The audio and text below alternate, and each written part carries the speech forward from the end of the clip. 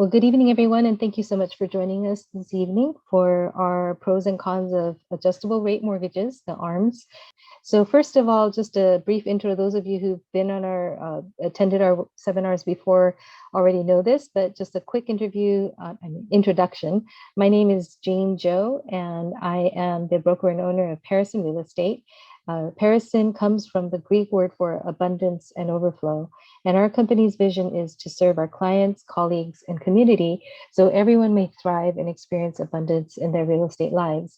And we've been doing, I started the company in 2016, and we've been doing seminars initially in person and then went to online seminars because of COVID. But we've been doing this ever since on a variety of topics, and the whole idea behind these seminars comes from this principle of abundance and really wanting to share with others. So in that light, we invite even other agents to come and learn. We try not to do much of a sales pitch. It's really for the sake of helping everyone to be more informed and educated so that you can make good decisions. So I'll just start off with a real estate market update. This is a slide that if you've joined me in seminars before, it will look familiar to you. This is the median sale price of single-family homes in San Mateo County. So basically, median sale price is when you have basically the number of homes selling above that price is the same as the number of homes selling below that price. And so as you can see, this goes all the way back to January of 2005. Prior to 2013, 14, the median sale price in the San Mateo County were less than $1 million. Right here, 2008 is when I started real estate. And so median sale price was in the 500,000 range. And since then, it has gone up, continued to go up and up and up. And basically, this is the $2 million mark. We've been seeing prices that just have exceeded $2 million. So last April we were actually up higher, more like almost 2.3 million, 2.2, 2.3 million. And that number came down a little bit in May. And there are different factors I'll go into a little bit more, but this is just pretty mind-boggling if you think about it. Just in the last few years, we've seen, you'll see, 2020 was a little bit up and down and people weren't sure what would happen. And since then, the market has really taken off to where it's basically hovered around the $2 million mark for a median sale price home. And again, when I started out, we're looking at about 500,000. So pretty much quadruple in many cases, or at least triple for many people out there. So this is a look at the months of inventory. So this has to do with if you were to take the supply of homes that are currently on the market and you were to sell them at the rate at which homes are selling, then how many months would it take to run out? And generally, the rule of thumb has been that if you have 6 months of inventory, that is considered a balanced market. If you have more than that, if you have more than 6 months of inventory, then that's considered a buyer's market because there's a lot of inventory. Buyers can have their pick and choose of what they want. And then less than 6 months would be a seller's market. And as you can tell, basically, we've been in a seller's market pretty solidly since at least 2011. This bottom line here, in case you can't see it, that represents a 2-month mark. And definitely we've been, in most cases, many times hovering around the 2-month mark or 1 month. So just recently, we've been at the 1 month mark. So 0.8, 0.9 months, 1.1 months, kind of hovering up and down, but pretty much 1 month of inventory. So if no new listings came on the market today, we would just run out in a month. So that's how low it is right now. And you could say in the Bay Area, some people would say, well, we have limited inventory to begin with, so maybe balanced market would be more like 4 months. Still, we're in a very low inventory market. I'm sure you've been hearing on the news a lot about low inventory throughout the country, and so they've been experiencing that nationwide over the last couple of years. But here in the Bay Area and San Mateo County, we've been pretty much in a low inventory situation since 2011, 12, 13, thereabouts. So no matter how much people talk about shifting market and things changing and whatnot, nobody is really predicting that we're going to be coming out of a seller's market anytime in the near future. And then the last slide that I have is on median days to sell. So this has to do with how long does it take when a house gets put on the market, and then how long does it take to actually go into contract. So not to close escrow, but to get an offer that they'll accept. And as you can tell, again, these beginning years, this goes back again to 2005. So, starting with the recession and all of that, we were looking at, 30 days or more, and a lot of that going on. And then since about 2012, 2013, it's been hovering, basically bouncing back and forth between 10 to 20 days. What you see here, this one dip down here to zero, that's not because houses were selling in a day. It was because our multiple listing service, the MLS, paused the counters because we went into lockdown and nobody was really sure what would happen. So we weren't able to show homes. We didn't have any open houses. So it just didn't seem to be a true figure if you keep counting the days when we're not allowed to have any activity. So that's why that went to zero. But otherwise, as you can tell, we've been hovering at around 10 days. The last 3 months, we've been actually solidly at 8 days of inventory. So just into 8 median days to sell. So if you imagine, put a house on the market and literally it sells within the next week or two. That's been very common in our area for quite a while. And that has continued all the way up to May. So that's the figures here. In the field, I always like to give a little bit in terms of anecdotes. I do keep up with a lot of fellow agents and top producers in the area. And we're seeing that the market does seem to be a little bit, in one person's words, squishy. So even though the inventory is low as it is, we are seeing a little bit more in terms of price reductions, homes staying on the market a little bit more, and that will probably be reflected in numbers next month. But as we start to see what happens for May and June, as the numbers come in more and more. So people are seeing that things are a little bit softening. We do have the impact of interest rates, which we'll go into a little bit more. But the buyer demand is still there. And so nobody is really anticipating that the market is going to come crashing down in terms of housing prices.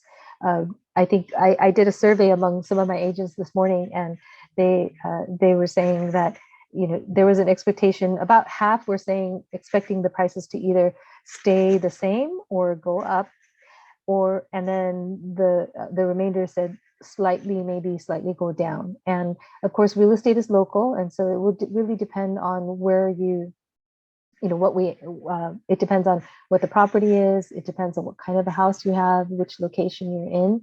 That can make a big difference. And there are some cases where buyers are starting to get a little bit more fatigued because, again, interest rates have gone up a couple percentage points, and at the same time, prices have gone up. And so we are seeing some instances of buyers who are either putting their housing search on hold, or a little bit kind of pausing it, or kind of backing off a little bit.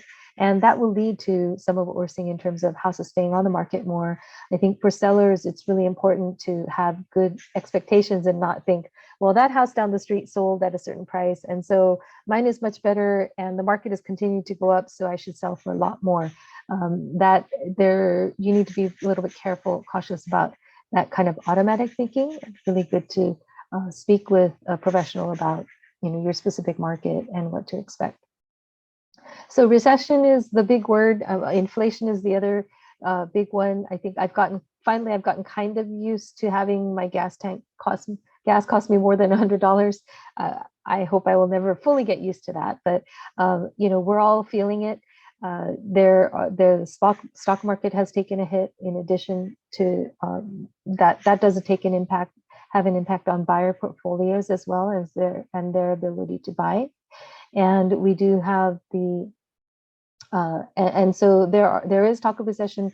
Most of the economists that I'm hearing from are expecting that we might be going into some kind of a recession in the next year, in 2023. Not many are really expecting that this is going to cause a major housing market crash, because ultimately we still have low inventory happening. There may be a little bit of a correction here and there, which I think is healthy, and and all of that. But and recession doesn't necessarily mean that the housing market is going to go down either.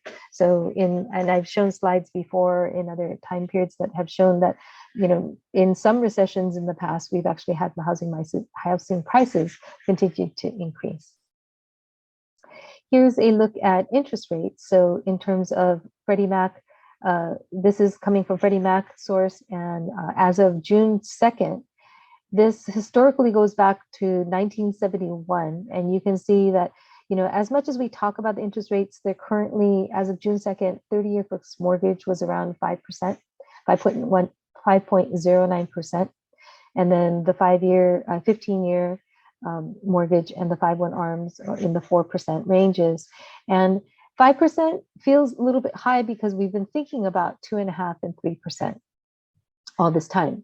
But if you really take a look back in a historical perspective, there was a period of time, 1981, 1982, when interest rates were well over 15%, close to 20, and people were still buying and selling homes at the time.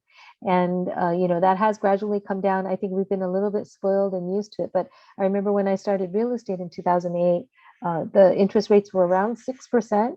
And my brokers were telling me, hey, this is a great, right now prices are at historical lows considering the historical low interest rate. And that was at 6%. So we're still lower than that. And I think it's good to keep a perspective. The Fed is expected to, Federal Reserve is expected to raise rates again in June and July, but those are not necessarily mortgage rates. They have to do with more of the treasury rates, 10-year treasury rates. So many people that I'm hearing from are expecting that this 5% rate that we're looking at is already factoring in the possible increase from the Fed. So we're not expecting it to just jump up as much as it has. There are some economists who are saying maybe the interest rates may inch up gradually over time to where maybe by next year we're looking at 6% again.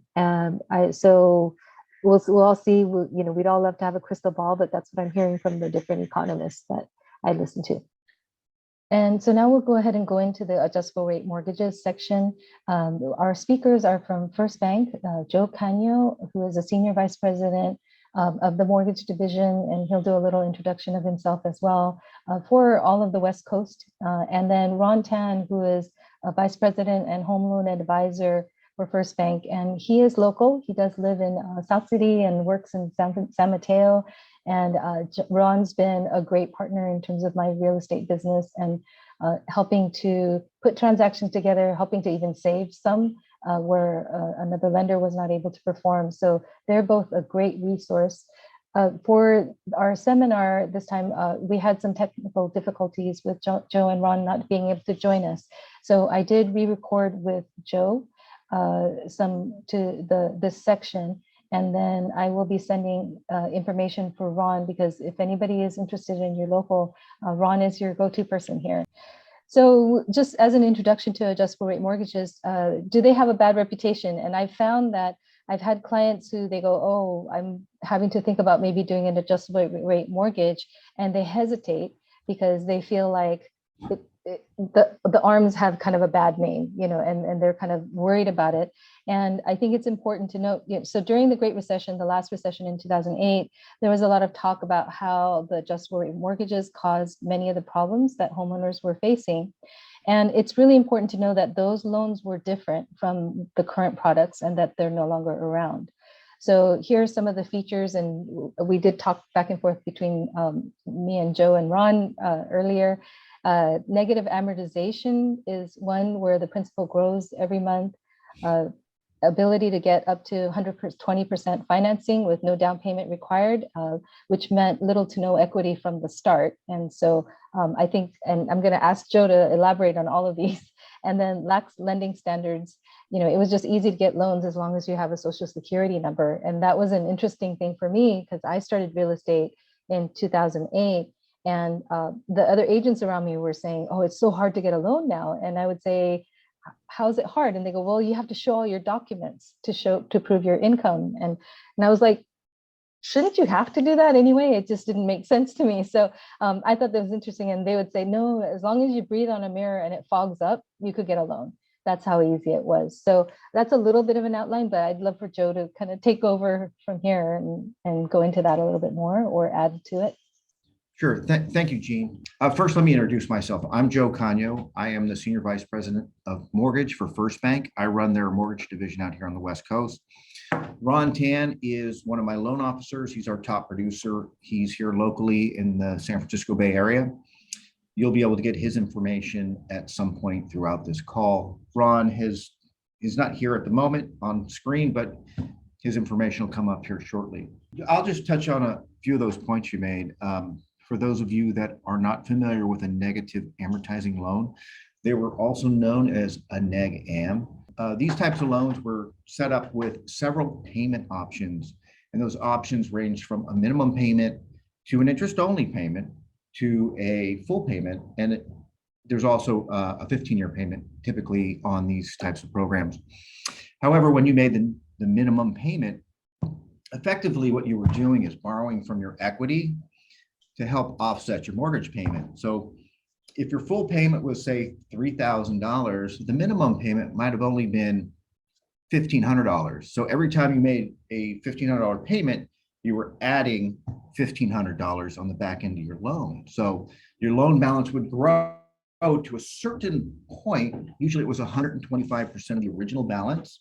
Oh. And when you got to that number, they would no longer let you have a minimum payment, and then you'd have to pay off the loan over the remainder of the life of the loan based on the higher value or the higher loan amount. So in essence, your payment could double or triple. And those are the problems that we ran into with consumers back in prior to 2008. After that time frame, those types of loans were no longer allowed. And that's why today the ARM products we have are much better than the ones that we had in the past. By the way, I had one of those loans myself, and I didn't keep it long enough to get in trouble, but there were plenty of people that did. The loans today, typically when we're talking about adjustable rate mortgages, are partially fixed rate loans, which means they're either fixed for 5 years, 7 years, or 10 years. And then after that initial fixed period, they go to an adjustable. So you have plenty of time to have a fixed payment and look at different options down the road. The average consumer keeps a mortgage less than 5 years. So if you go back in time and look at everybody in the US that's borrowed mortgage money, the majority of people refinance or sell. So you could reach out to Gene to sell your home in that 5-year period or 7-year period or whatever type of loan you end up with. So I hope that answers a little bit of the question about. Yes, definitely. And I think, when we had talked before, you were talking about how, because people had no money in it, once things start getting difficult in terms of the economy or their job or anything flips, the house, the loan resets, they would just walk. It's easy to walk away because you have no down payment, you don't have any skin in the game. So I think you had mentioned that as well. So right. And let me touch on that again. So again, back before there was these restrictions on types of loans, you could actually get not only 100% of your loan finance or property finance, they would give you money on top of the purchase price. So if you spend $1 million on a home, you could have $1.2 million in loans. And then if you negatively amortize on that, you might have a $1.4 million balance at some point. So, wow. So why would somebody be able to get an extra 20%? Is it, you would say it's for home renovation, or just, I don't understand that. There was lots of reasons why. Yeah, there should have been a definition of here's why. Right. Fortunately, the rules were very lax, and people were able to get access to those types of loans without any real need for it. Wow. Yeah, that's a big problem. So as Joe said, that those are no longer around. I thought it would be good to go into how ARMs, how adjustable rate mortgages work. So in terms of qualifying for an adjustable rate mortgage, how does that work? How is that different from a 30-year fix? It's great question. Now, to qualify for a standard 30-year fixed rate mortgage, we take your qualifications and we use the current fixed rate mortgage interest rate to qualify you for your payment. We basically do the same thing on an ARM, except ARMs today are substantially lower than a fixed rate. I'm talking hypothetically, a fixed rate today might be 5.5%. and you may be able to get a 7-year or a 5-year ARM somewhere around 4%. So it increases your buying ability by, I think it's up to 20%. So if we turn the clock back 6 or 8 months ago and you try to qualify on a fixed rate at 4%, well, these ARMs are going to help you re-qualify for that same amount you had prior to rates going up. I see. So that helps a lot, because I think one of the issues is house prices have increased, interest rates have increased, so buying power is really important. And I think being able to get that back with an ARM makes a lot of sense. So qualification, though, otherwise, like in terms of documents, and is it pretty much the same as for 30-year fixed? Yeah, that's right. We use the same exact documentation on an ARM as we would on a fixed rate. So I'll run through that real briefly. Typically, it's tax returns for 2 years, W-2s for 2 years. If you're self-employed, it's just tax returns, pay stubs to cover a month, and typically it's 3 months on bank information. So stocks, quarterly if you have quarterlies, checking account, savings account, that type of thing. And do you count in retirement accounts as well, or we in can that mix? Okay. Yeah, absolutely. It depends on the borrower. It's uniquely different for everybody. However, depending on the loan program, sometimes you can use retirement funds, depending on how those funds are available. But we certainly would ask you to bring everything you can that you have, and we'll put it together. And if we don't need some of the documentation, we'll give it back to you. Okay, sounds good. And in terms of down payment amounts, is that different from 30-year fixed, or how does that usually work for your loan programs? Sure. There's lots of low down payments out there. There's also down payment assistance programs that we can help you with. There are loans, if you're a veteran, as little as 0 down. There are loans available for professionals, people that may be a doctor or a lawyer. And we'll have that. We have the brochure on that too, so we'll talk about that. Yeah. So I won't get into that too far. But it can pretty much it can vary just as much as a 30-year fixed is what it sounds like. That's right. Yes. Okay. It just depends on the program. And then what I have is a fixed rate. So basically how that works is you'll have an initial term. So, 5, 7, 10, however many years. And then after that initial term, the rate can increase by a certain amount every year with a cap. That's, can you go a little bit more into how that all works so that people know, how does the rate change? And what is the maximum that they can get? Today's partially fixed rate loans, they're called, for instance, a 5/6 or a 7/6, and that 6 means 6 months. So every 6 months, these loans can adjust either up or down, and typically there's a cap of 2%. So in the first year, the first adjustment, they can go up or down a maximum of 2%. Then every 6 months, when they relook at those numbers, it can adjust up to or down to 2%, depending on what the index it's tied to has done. Most loans have what's called a margin, and that margin is typically 3%. So you would take 3% plus whatever the index is at. Today, let's say it's at 1%. Those two numbers combine for 4%. As the index goes up and down, your interest rate goes up and down. So the current structure is the SOFR. That's the index most loans are tied to today, which is currently, like I said, about 1%. How that index moves is how your interest rate will move. And you can go online and look at through Google and check out how that's moved over, say, the past 5 years. But you'll notice that it doesn't have dramatic swings. Those loans typically move rather slowly. And there's a maximum. Typically, they won't go up more than 5% of the start rate. So if your loan starts overall, it can never. Okay. Yeah, it'll cap at, say, 9%. I don't anticipate things to go to 9%. They certainly could, but historically, if you look at those indexes, they don't move that quickly. Okay, and I have here on the slide they adjust every year, but if you have the 5-6, that means 5-year fixed fixed for the first 5 years, and then it'll be every 6 months instead of every year. I think it used to be like a 5-1, which would mean every year. So I think that's how that works. If I may, Jean, earlier this year, the LIBOR index is what most lenders lent with. That's no longer part of normal lending today, and it's now the SOFR, which is a 6-month term. Okay, and the SOFR is not necessarily when they say, oh, the feds are raising their rates. It doesn't necessarily mean it's not talking about the SOFR, right, directly? That's correct. Yes. Yeah. Typically, when the Feds are moving rates, what they're moving is the short-term interest rate that banks use to borrow money from the Feds. And that it, indirectly, yes, it affects interest rates, but not specifically. It's Okay. more, yeah. Okay. In terms of exit strategy, so you mentioned most people keep their mortgage maybe 5 years. I think you said 5 years or so.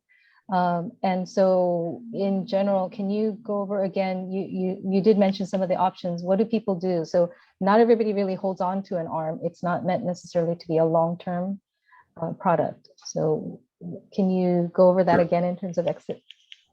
Absolutely. So typically what happens when those loans go to their adjustable period, three things can happen. One, you keep the loan.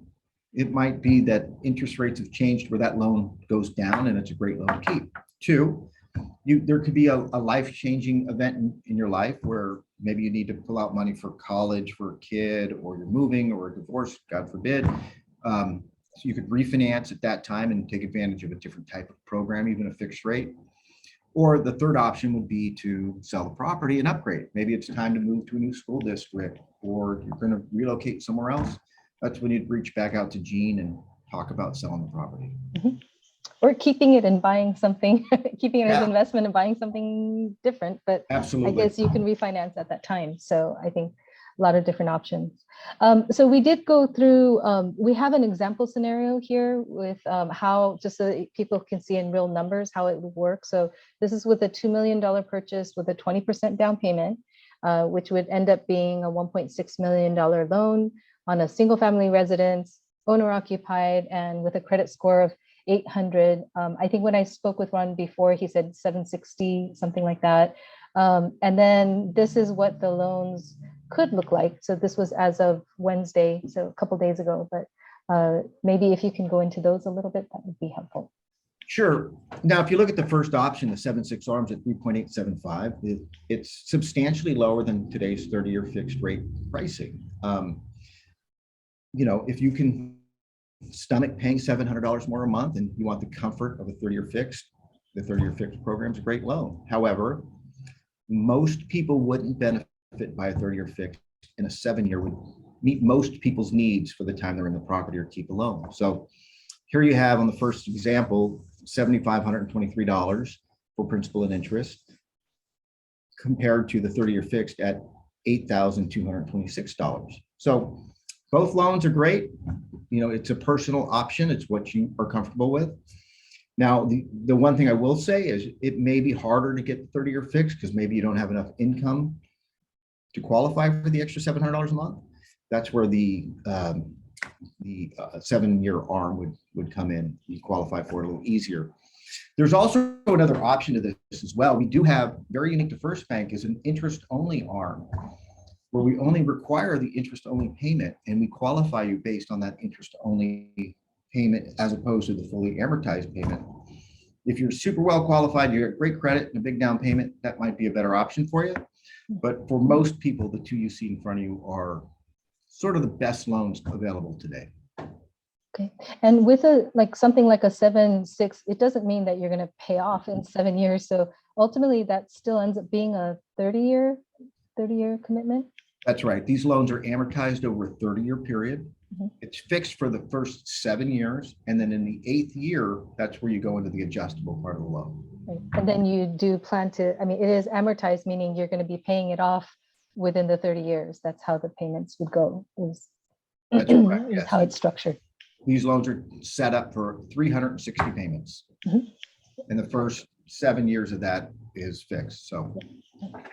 Okay, well, is an adjustable rate mortgage right for you? I think I asked Joe this question. I said, well, I don't want to answer yes or no because it really depends. So I said, yeah, that makes sense because that's for real estate as well. There's no one size fits all. I think there could be difference. One is obviously mortgage rates and cost comparison, that's important to do. Market conditions. And Joe, do you want to speak to either of those two first? And anything to add to those? Well, again, it's not one size fits all. It's different for everybody. Mortgage rates go up and down every day. My suggestion is you take what you're comfortable with. If you like the fixed rate and the comfort of having a loan that's not going to change, go for it. And if it's adjustable, you've got plenty of options if it tends to move or get out of line. The consensus is that rates are going to soften up a little bit and come down. So anything you get into today is probably short term. I would say anywhere from 6 months to 2 years down the road, you're probably going to be looking at refinancing. There's a lot of turmoil today in the market. I think the stock market and some of the other markets are very fragile right now. But I do think that real estate is going to continue to rise. So if you do sit on the sidelines and watch real estate longer, you're probably going to end up paying more for that property than you would have, say, today or even a year ago or 2 years ago.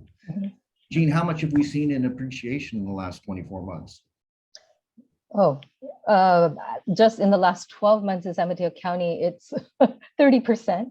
I mean, it's been wild. So yeah, for sure, I agree with that. And then so that goes to kind of the third point I think you're kind of getting into is really what's important is your personal situation. So, your financial ability now versus later, if you're thinking that you're going to have better job later or that kind of thing, or your timeline also for how long you want to stay in the property or own the property, things can change, and 5 years a lot can change during that time period. So I think it's good to kind of talk through with a professional.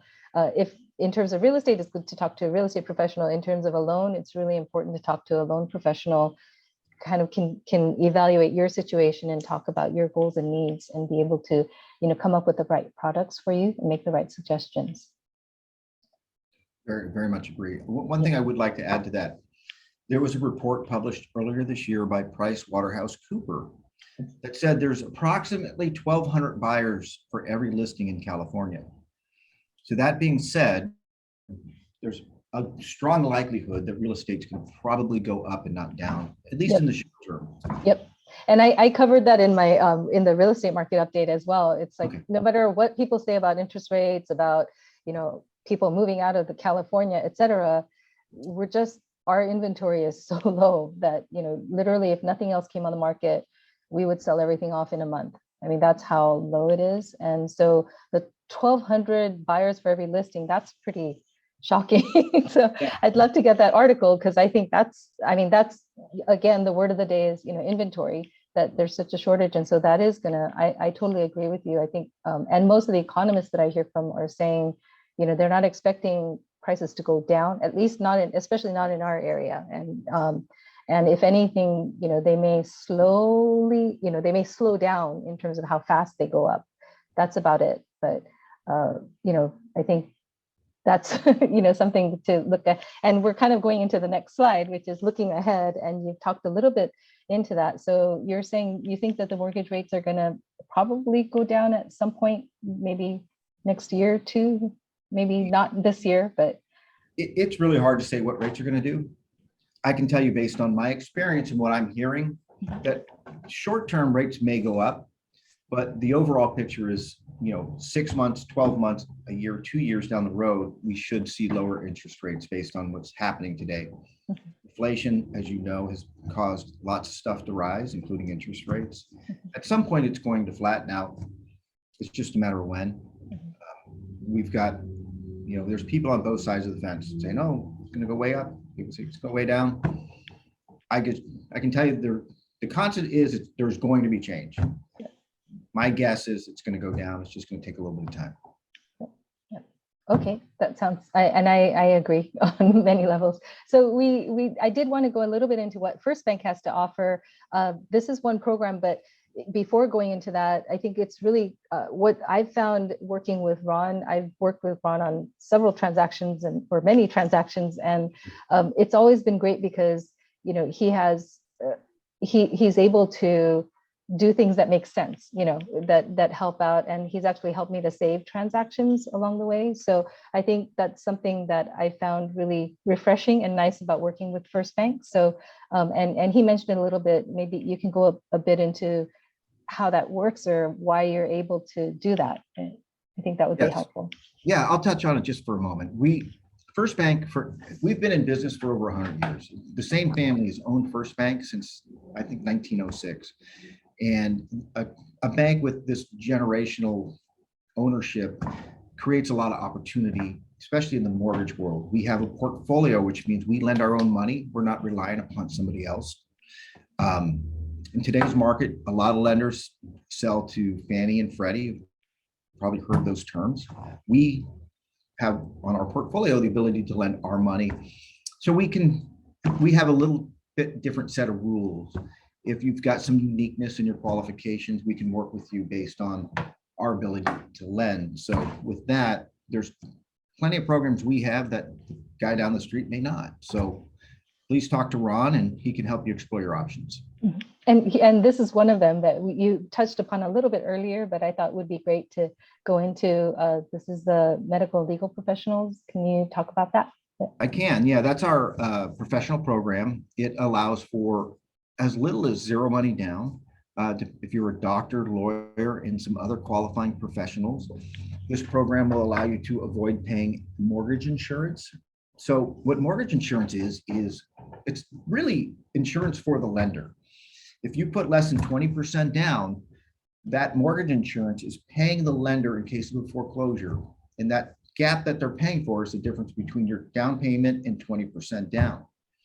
This program doesn't require PMI. So it's a fantastic loan for somebody that can put, say, 5% down or no money down or 10% down.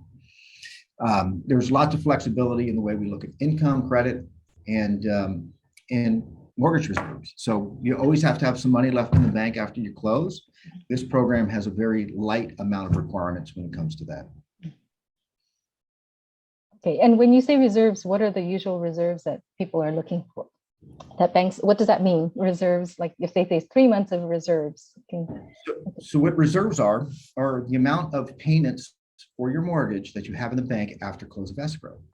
So with First Bank, if your loan's under $1 million, we require you to have 3 payments in the bank after the close. If it's over $1 million, it's 6 months worth of payments after the close. There are banks out there that require 24 months payments. So we've got a lot of flexibility in our reserve requirements. Okay. And so when you say reserves, it'll have to be with just the payment for that mortgage itself. That's what you're counting. The full payment, principal, interest, taxes, and insurance. Yep. Right. Okay. So so this is a great program. And I think, those medical legal professionals, that's one of the programs, but it sounds like First Bank has a lot of programs. So it's good to talk again to Ron and make sure, he can kind of find the right program for each person. Thank you so much for joining us. I apologize again for the technical difficulties. I really appreciate Joe and Ron, you taking your time to try to get in and join us. I do want to say, I worked with Ron many a time on many transactions, and he is, very enthusiastic, very knowledgeable and professional, and has helped to put together and save transactions for me.